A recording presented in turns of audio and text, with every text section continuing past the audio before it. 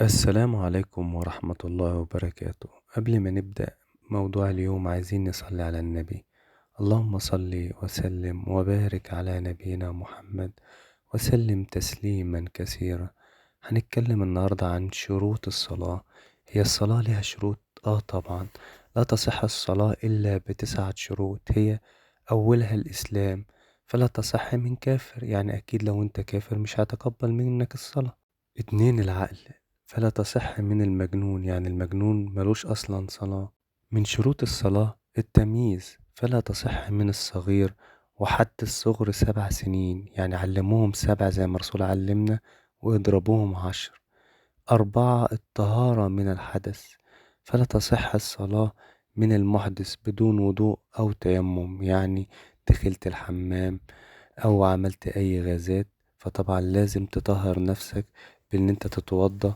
من شروط الصلاة إزالة النجاسة، فلا تصح إلا بإزالة النجاسة عن الجسم والثوب ومكان الصلاة، يعني لازم يكون المكان بتاع الصلاة طاهر، ثوبك طاهر، وطبعا جسمك طاهر. ومن شروط الصلاة ستر العورة، فلا تصح الصلاة من كشف شيئا منها، وعورة الرجل من السرة إلى الركبة، والمرأة كلها عورة إلا وجهها وكفيها في الصلاة، يعني لازم نستر عوراتنا واحنا بنصلي. ومن شروط الصلاة دخول الوقت، فلا تصح الصلاة قبل دخول وقتها، يعني لازم تصلي الصلاة في وقتها، يعني مصليش العصر مثلا ولسه مأذنش، غير لو أنا مسافر طبعا ومصلي قصر، دي حاجة تانية. من شروط الصلاة استقبال القبلة، والقبلة هي الكعبة، وجهتنا أو قبلتنا هي الكعبة. ماشي، لازم احنا بنصلي نصلي على القبلة.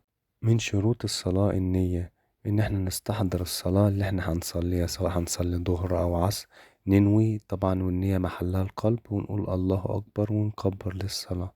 وبكده يبقى احنا خلصنا شروط الصلاة. وانهي الفيديو بالصلاة على النبي. اللهم صل وسلم وبارك على نبينا محمد وسلم تسليما كثيرا.